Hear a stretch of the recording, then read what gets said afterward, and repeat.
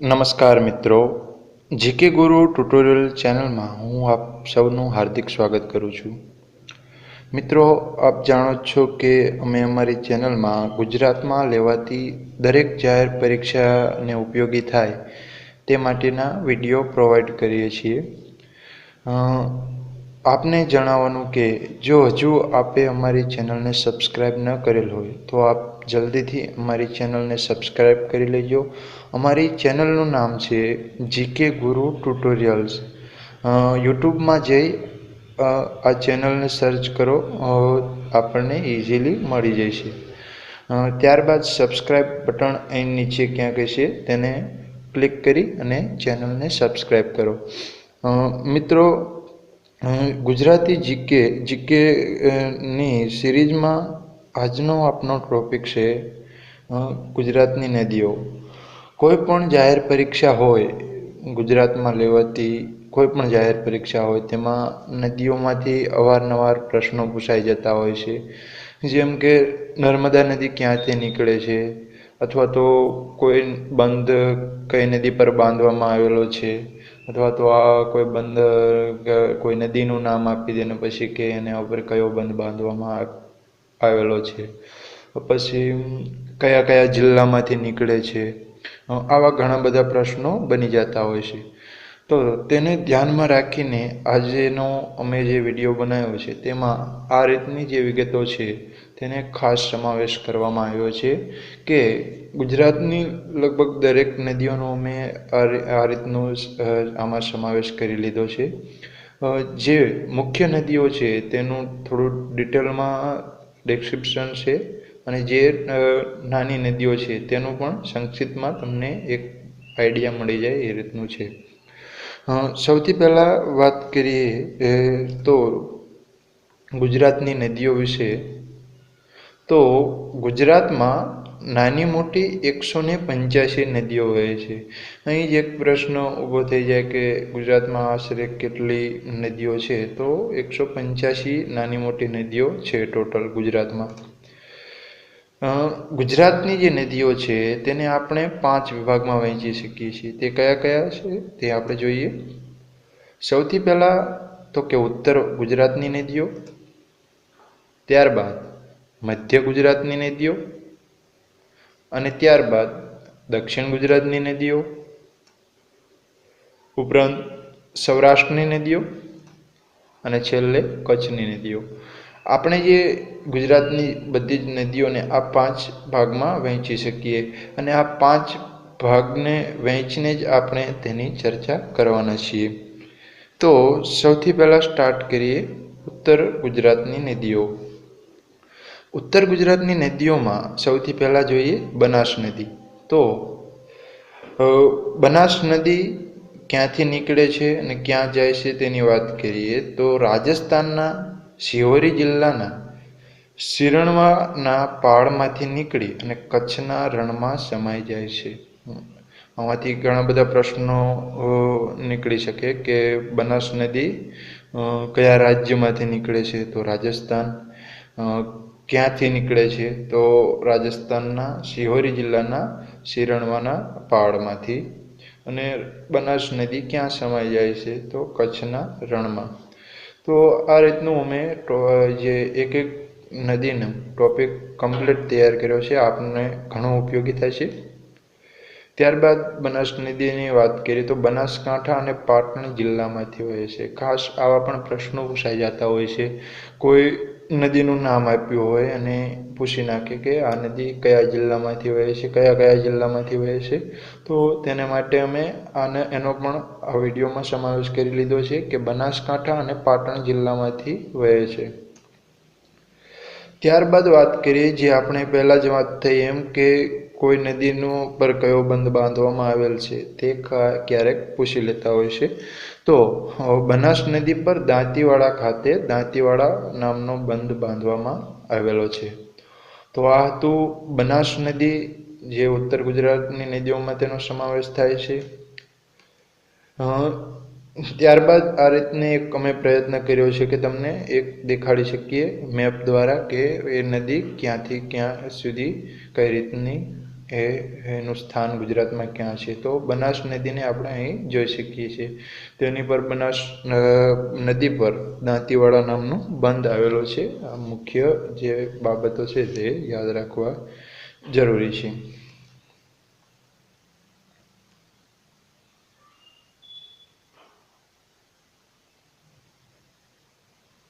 ત્યારબાદ વાત કરીએ સરસ્વતી નદી. ઉત્તર ગુજરાતની આ બીજી નદી છે જે ખૂબ મુખ્ય નદીઓમાં ગણાઈ શકાય. તો મહી કાંઠાની ટેકરીઓ અને બનાસકાંઠાથી નીકળી પાટણ થઈ કચ્છના નાના રણમાં સમાઈ જાય છે. ક્યાંથી નીકળે છે એ ખાસ યાદ રાખવું જરૂરી છે. મહી કાંઠાની ટેકરીઓમાંથી નીકળે છે અને કચ્છના નાના રણમાં સમાઈ જાય છે. અને સરસ્વતી નદી પર સરસ્વતી નામનો જ બંધ બાંધવામાં આવેલ છે. તેને અહીં આપણે નકશામાં જોઈએ તો કચ્છનું નાનું રણ છે તેમાં એ અહીંયાથી નીકળી અને કચ્છના નાના રણમાં સમાઈ જાય છે.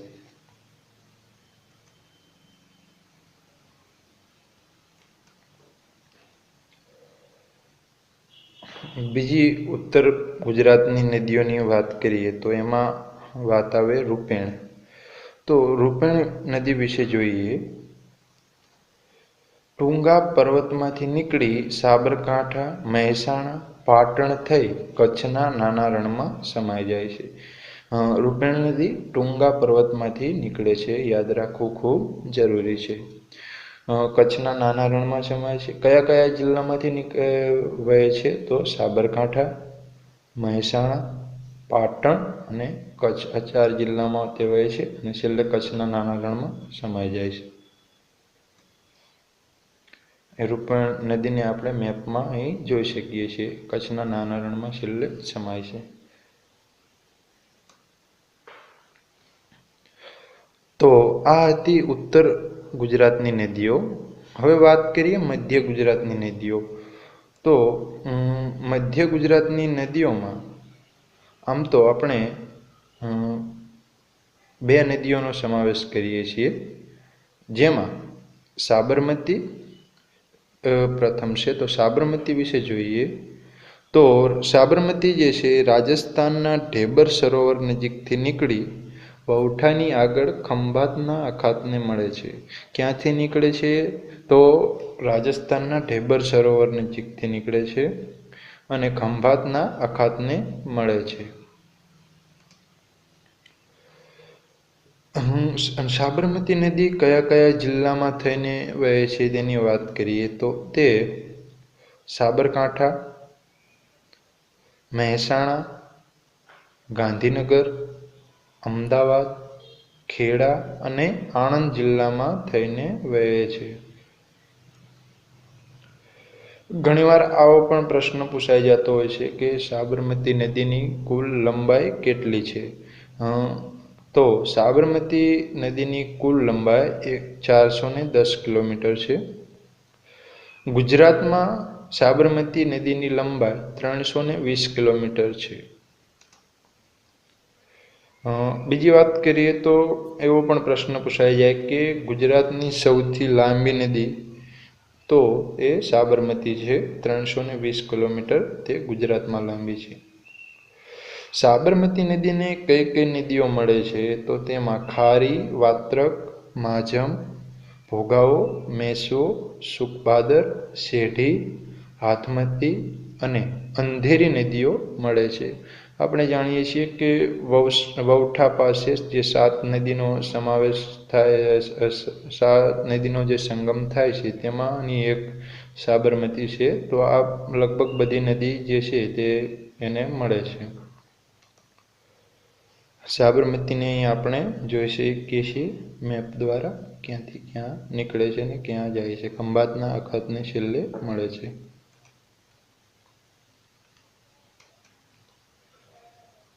મધ્ય ગુજરાતની બીજી મુખ્ય નદીમાં વાત કરીએ તો મહી છે.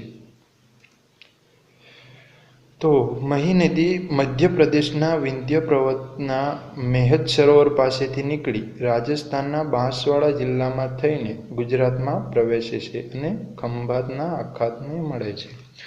મિત્રો, મહી નદી એક જ એવી નદી છે જે આપણે ગુજરાતમાં આવતી હોય એવી એક જ નદી છે કે જે બીજા 2 રાજ્યમાં થઈ અને પછી ગુજરાતમાં આવે છે. તો તે પ્રથમ તો મધ્યપ્રદેશમાંથી નીકળી રાજસ્થાનમાં જાય છે અને રાજસ્થાનમાં થઈ અને પછી ગુજરાતમાં પ્રવેશે છે. તેની કુલ લંબાઈની વાત કરીએ તો 583 કિલોમીટર છે. ગુજરાતમાં એની લંબાઈ 180 કિલોમીટરની છે. મહી નદીને કઈ કઈ નદીઓ મળે છે તો તેમાં વાત કરીએ બનાસ, પાનમ, મિસરી, ગળતી, આ બધી નદીઓ જે છે એ મહી નદીને મળે છે. કયો બંધ બાંધવામાં આવેલ છે મહી નદી પર તો કડાણા બંધ મહી નદી પર બાંધવામાં આવેલો છે.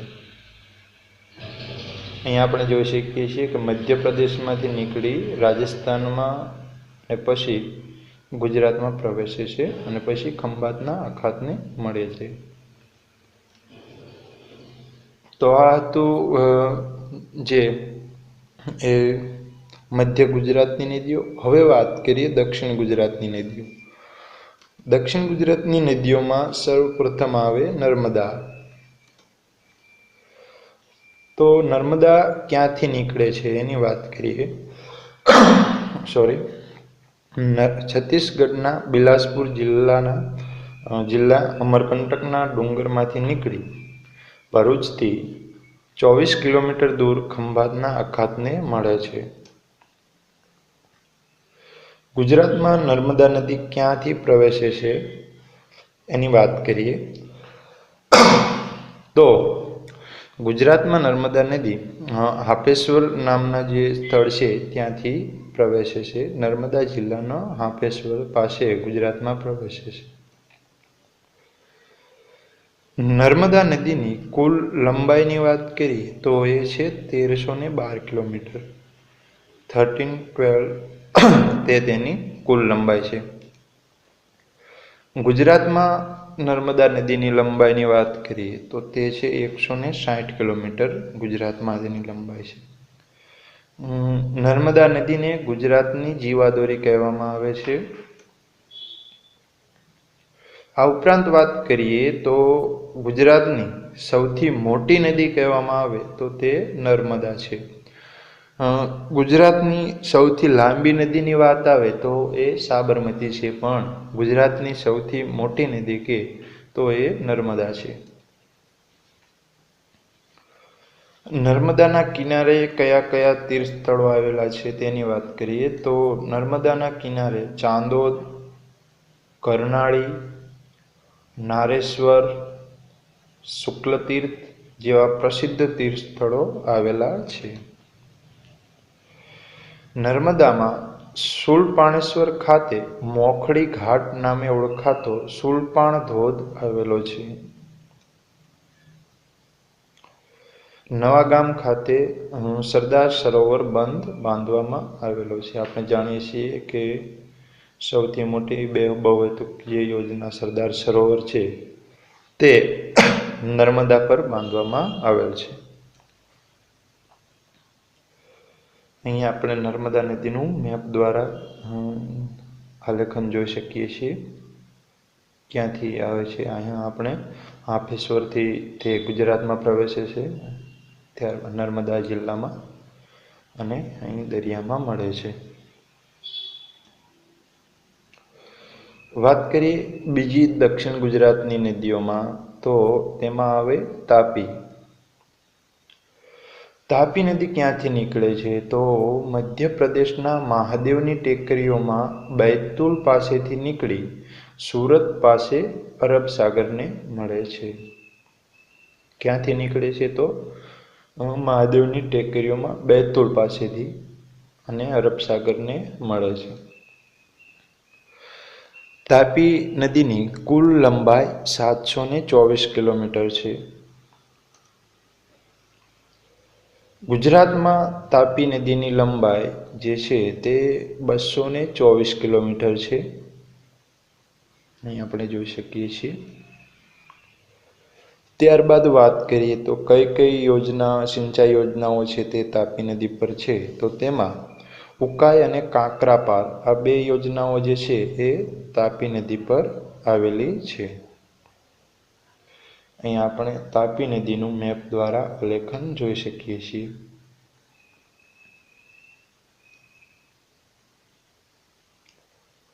હવે વાત આવે દક્ષિણ ગુજરાતની નદીઓ.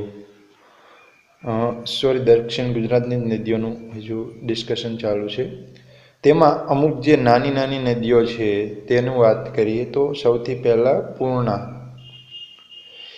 તો પૂર્ણા નદી પીપરનેરના ડુંગરમાંથી નીકળી અરબ સાગરને મળે છે. તેની લંબાઈ 80 કિલોમીટરની છે. ત્યારબાદ વાત કરીએ તો અંબિકા નદી વાસંદાની ટેકરીઓમાંથી નીકળી પૂર્ણાથી 24 કિલોમીટર દૂર અરબ સાગરને મળે છે. તેની લંબાઈ છે 64 કિલોમીટર.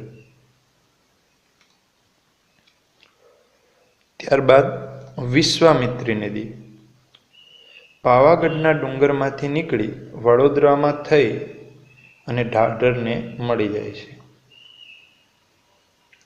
બીજી અમુક આવી નાની નદીઓની વાત કરીએ તો તેમાં ઔરંગા ધરમપુરના ડુંગરમાંથી નીકળી અંબિકાથી 13 કિલોમીટર દૂર અરબ સાગરને મળે છે. વલસાડ શહેર જે છે તે ઔરંગા નદી કાંઠે આવેલું છે.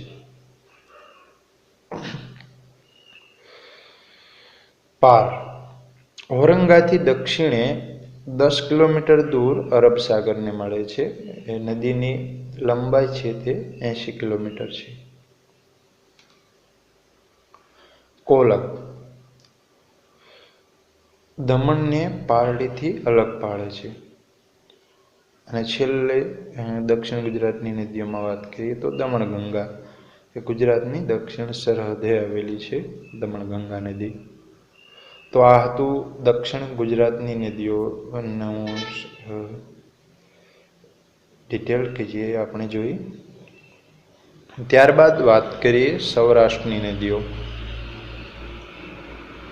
તો સૌરાષ્ટ્રની નદીઓ મધ્યના ડુંગરાળ પ્રદેશમાંથી નીકળી અને ચારેય બાજુ ત્રિજ્યાકારે વહે છે. તેમાં સૌથી પહેલાં સૌરાષ્ટ્રની સૌથી મોટી નદી એ ભાદરની વાત કરીએ તો સૌરાષ્ટ્રની સૌથી લાંબી નદી છે ભાદર. જસદણથી ઉત્તરે આવેલા આણંદપુરના ઉચ્ચ પ્રદેશમાંથી નીકળી નવી બંદર પાસે અરબ સાગરને મળે છે. ભાદર નદીની લંબાઈ એ 260 કિલોમીટરની છે.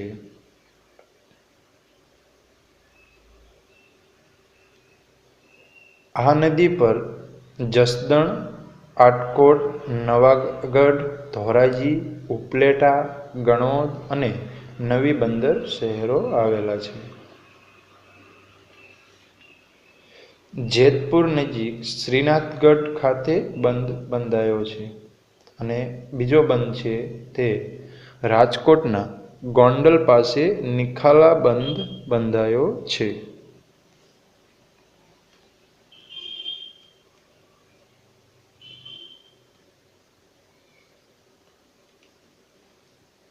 ત્યારબાદ વાત કરીએ તો શેત્રુંજી નદી.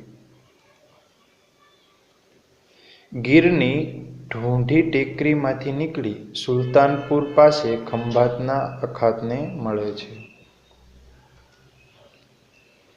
તેની લંબાઈ 227 કિલોમીટરની છે.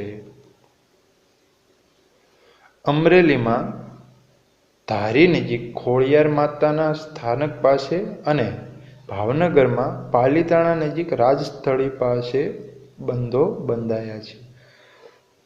શેત્રુંજી નદી પર ક્યાં ક્યાં બંધો બંધાયા છે તો અમરેલીમાં ધારી નજીક ખોડિયાર માતાના સ્થાનક પાસે તે બંધનું નામ જ પણ ખોડિયાર બંધ છે. અને ભાવનગરના પાલીતાણા પાસે રાજસ્થળી પાસે બંધ બંધાયેલ છે. ત્યારબાદ વાત કરીએ તો વઢવાણનો ભોગાવો.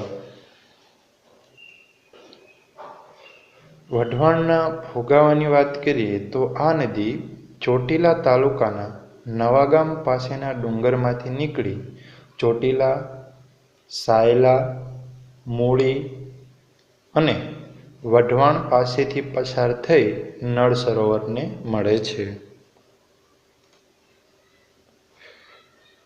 એની લંબાઈ જે છે તે 101 કિલોમીટરની છે. કયા કયા બંધ વઢવાણ ભોગાવા પર આવેલા છે તો તેની વાત કરીએ તો ગૌતમગઢ પાસે નાયકા અને સુરેન્દ્રનગર પાસે ધોળી ધજા, આ બે બંધો વઢવાણના ભોગાવા પર છે. આગળ વાત કરીએ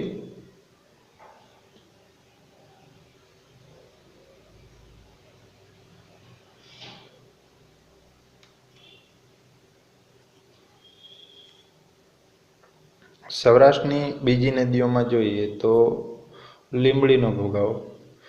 તો લીંબડીનો ભોગાવો જે છે તે ચોટીલા તાલુકાના ભીમોરાના ડુંગરમાંથી નીકળે છે. તેની લંબાઈની વાત કરીએ તો તે 113 કિલોમીટર છે. સાયલા તાલુકાના થોરીવાડી ગામ પાસે બંધ બંધાયેલો છે.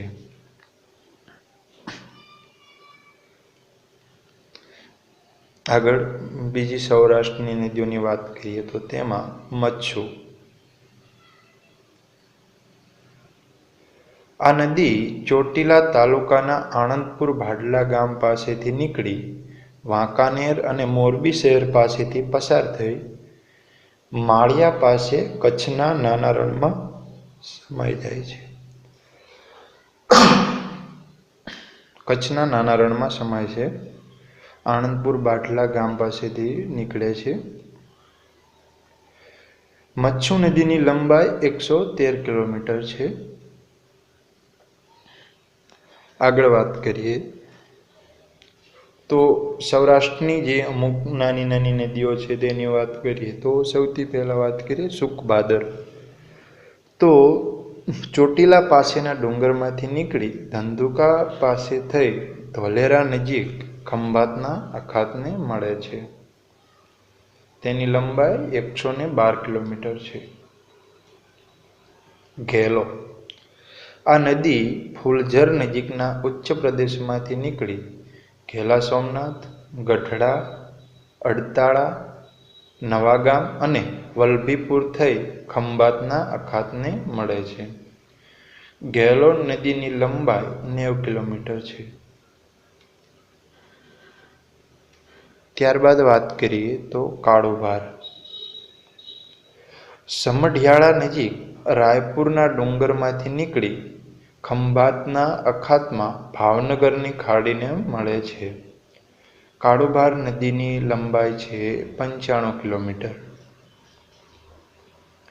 આ ઉપરાંત રનઘોડી, રાવળ, માલણ, ઘાતરવાડી, મછુંદરી, સિંગવડો, હિરણ, શનિ, સાસોઈ, નાગમતી, ઊણ, બ્રાહ્મણી અને ફાલ્ગુ જેવી નાની નદીઓ પણ સૌરાષ્ટ્રમાં આવેલી છે. હવે વાત કરીએ કચ્છની નદીઓની. તો કચ્છમાં નાની મોટી 97 જેટલી નદીઓ આવેલી છે. ગુજરાતમાં સૌથી વધુ નદીઓ કચ્છમાં આવેલી છે. ઘણીવાર એવો પણ પ્રશ્ન પૂછાઈ જાય કે સૌથી વધુ નદીઓ ક્યાં આવેલી છે, તો કયા જિલ્લામાં આવેલી છે, તો કચ્છમાં લગભગ 97 જેટલી નદીઓ આવેલી છે. કચ્છ નદીઓમાં મિતી, નયરા, ખારી, કનકાવતી અને રૂકમાવતી મુખ્ય નદીઓ છે. આ નદીઓ દક્ષિણ તરફ વહી કચ્છના અખાતને મળે છે. ચોમાસા સિવાય આ નદીઓ સૂકી રહે છે. ફક્ત જ્યારે ચોમાસામાં વરસાદ પડે તે દરમિયાન જ આ નદીઓમાં પાણી આવે છે. તો આ આપણે 5 ભાગમાં જે વહેંચ્યા હતા તેને જોયું. અહીં આપણે મેપ દ્વારા પણ બધી નદીઓને જોઈ શકીએ છીએ. અહીં આપણે તાપી નદી જોઈ શકીએ છીએ, નર્મદા નદીને અહીં જોઈ શકીએ છીએ, ત્યારબાદ સાબરમતી નદીને અહીં જોઈ શકીએ છીએ, લીંબડી ભોગાવો એને પણ આપણે જોઈ શકીએ, સુખભાદરને જોઈ શકીએ છીએ, કચ્છમાં જે નદીઓ વહે છે તેને પણ આપણે જોઈ શકીએ છીએ.